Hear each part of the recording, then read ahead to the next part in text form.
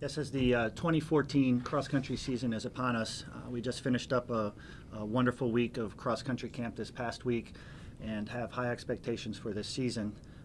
It's kind of a tale of two different teams, so to speak, as we look forward.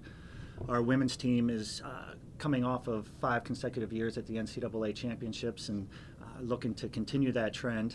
They have also done very well at the Big Ten over that time period as well, finishing in the top 4 all those years with a team championship as well. So the way the women run, it's exciting. As I said, it's kind of a tale of two different teams. The women are a pack group. We have a group of about 6, 7, 8 women, and they run together throughout the race. And our goal and our objective for this year is the further up in the race they can be as a pack, the lower our team score. And it was successful last year. We were 4th at the Big Ten, and then came back and ran a great race at the Mid-Atlantic Regional to finish 3rd. And again, like I said, advanced to the NCAA championships for the 5th year in a row, which I believe is the longest streak in Penn State cross country history on the women's side. On the men's side, we have what's called a low stick in Matt Fisher.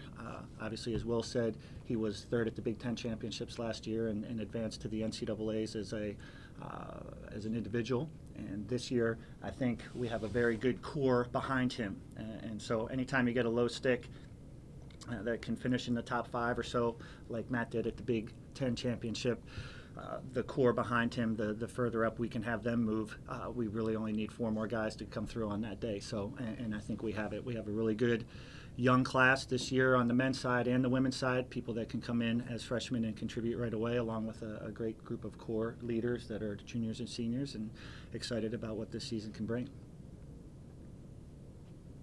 Questions for folks? John, you're taking over for Beth. Is that a tough task for you? Well, it's an exciting task. I don't know if I call it a tough task. It's an exciting task. Beth and I had a close relationship for the last 8 years and worked very well together. And she obviously did a lot of great things for this program in her 15 years here at Penn State. And so I've got big shoes to fill, but excited about that task and that opportunity, and looking forward to just helping our student athletes have a great experience here at Penn State. What's going to be important for your team since you're going to be hosting Mid-Atlantic Regionals this fall? Yeah. A couple things that will be important with that. Obviously, one of the great things with hosting is we get to train on that course on a regular basis. The golf course here, the people that, Joe Hughes and the golf staff are fantastic in terms of letting us come out there and practice on the course, even when in season, and it's the fall and the weather and the golfers are out there, and so allowing us and letting us have that opportunity is wonderful. And anytime you can know the ins and outs of your course, where to make moves, where that you can put a surge in and help kind of break mentally some of the other runners, it's a big help. And so being able to be out there to practice is important to us. And obviously just our preparation throughout the year to be ready to compete on that day to try and advance to the national championships is something we're excited about. Because of that, you've got 2 other home meets during the season. Mm-hmm. Did you have spiked interest from the region as far as teams wanting to come here and run on the course before? Very much so. Our first meet, the Spike Shoe meet, will be the main meet that a lot of teams from around our region. And our region is the Mid-Atlantic region. It consists of Pennsylvania, New Jersey, Delaware, the District of Columbia, and Maryland, and West Virginia. And so we'll have a lot of interest in that first meet for teams to come up and get some experience on the course, kind of learn the terrain and so on and so forth. So definitely that'll be a good competition for us. Matt and Lauren, how anxious are you guys to get started on the season? I'm very excited. Like Coach Kondak said, we have a really good pack this year, and everybody seems to be working really well together and pushing each other along, so we're excited to see what we can do. I would just say, even though this is, I guess, my 5th time around being here at Penn State, I'm excited for some new opportunities, obviously, with the program. And it's almost a new generation for the team right now compared to where I started out with the team. And we, I think, are poised to have a big year, and I think it will be one to remember and a good way to end my career. John, you've got a couple local state college kids on your roster. Are you Mm-hmm. expecting much contribution from them in their freshman season? Well, on the men's side, it's a little bit more of a challenge to contribute as a freshman. From high school racing 5K to getting to college and racing 10K or 5.2 miles like we do here at Penn State for our regular season meets, it takes some time and it takes some years to really develop that experience that you need and those just putting in the miles, so to speak, to get prepared to race the longer distance. So on the men's side, it might take a little bit of time for those individuals to really contribute to the team. We're excited about them and think that they're going to be main players as they grow, but that's like, and Matt could probably attest to this, where, he was a state 2-mile champion in high school, but yet it took him a couple years here to really grow and be someone that contributed to the team in the 5,000 on the track and as well as leading the cross-country team.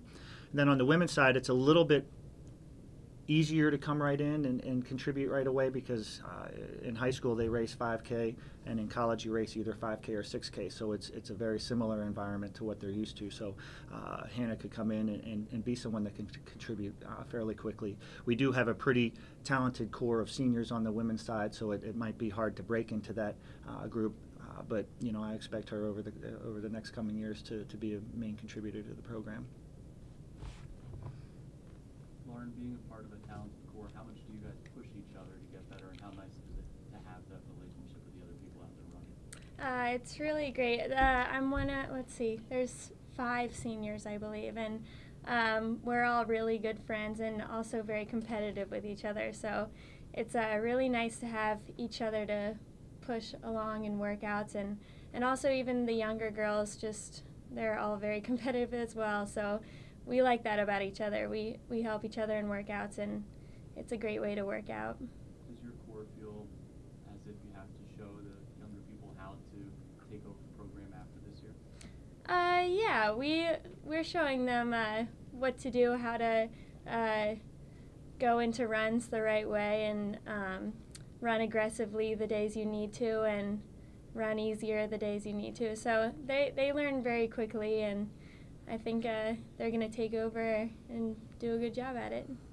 That's one thing we've been very lucky with here at Penn State over the years with our cross-country and middle distance and distance runners is the upperclassmen do a wonderful job of kind of showing the ropes to our younger kids as they come into the program. And, it really goes a long way in terms of those kids and their preparation and learning and understanding. Because in high school, a lot of the very best kids are on a team and they're by themselves. They train by themselves on a regular basis. They don't, not in an environment where they get pushed, so to speak, as like you do when you get to the college level. And instead of being an individual or the best person on your team, you're now a group of about 15 or 20 of the best people from teams around the country, all in the same spot. So learning how to manage that, learning how to train, learning how to do things appropriately, learning how to rest when it's time to rest is something that great leaders do, and we've been lucky to have that here at Penn State the last couple of years in our track and cross country programs. This is for Lauren and Matt. Did you guys do anything in the off season, like competing in any competitions or any races, or just how did you prepare, I guess, this season? For me, I didn't do any races or anything, no road races, but the summer is all about getting your miles in. So really just going out every day and making sure you get your daily miles is how you get your base and ready for the season. I would just say the one thing with distance running is that different than other sports in the NCAA is that we have 3 seasons and we go throughout the whole year. So the really important thing after a long track season, which ended in, I guess, the middle of June, you kind of need to take some downtime to make sure you're fully rested and ready to go for the cross country season. And then at that point you really just you got to log the miles, get a base so that you're ready to compete all the way through till November with the cross country team. It's not really that important to be racing, to be sharp enough to be race ready in, say, July or August. You just gotta have the miles that'll be ready to sharpen you up when it counts in October and November. John, how do you feel about your runners doing a 5K or something like that back home? In the summertime, I think it's a good opportunity to kind of test yourselves a little bit and see where your fitness is at that point.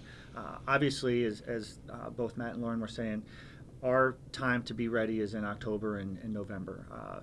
The way NCAA cross country and qualifying for nationals and so to speak works is starting on September 26th. That's when the meets actually count towards qualifying. So even for the first 5-6 weeks of the season, the meets that we run, that's why sometimes you see teams don't run their full squads or run a half squad here, half squad there, because they're kind of just making sure that they're ready for October and November when it's championship time, and the meets that you go to compete in can actually count towards earning points towards the national championships.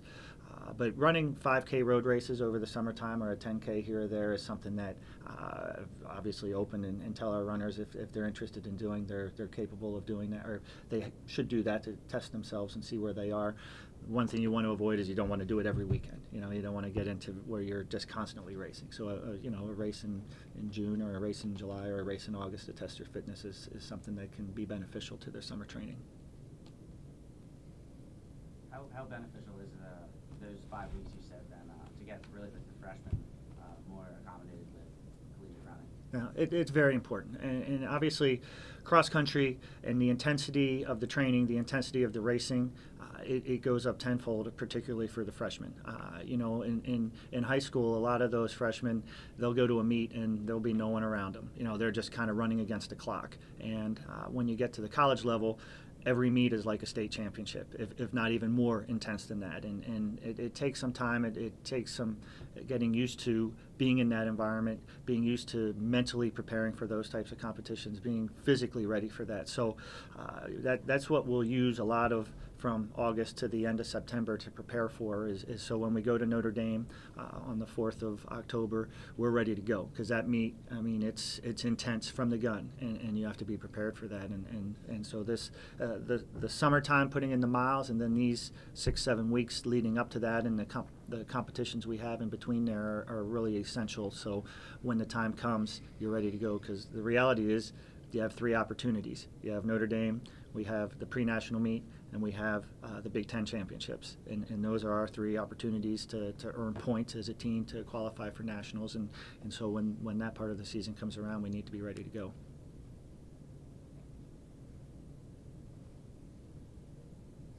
I have to say, I think this is the most questions at Cross Country Media Day we've had in many years. So, Any other questions for Coach?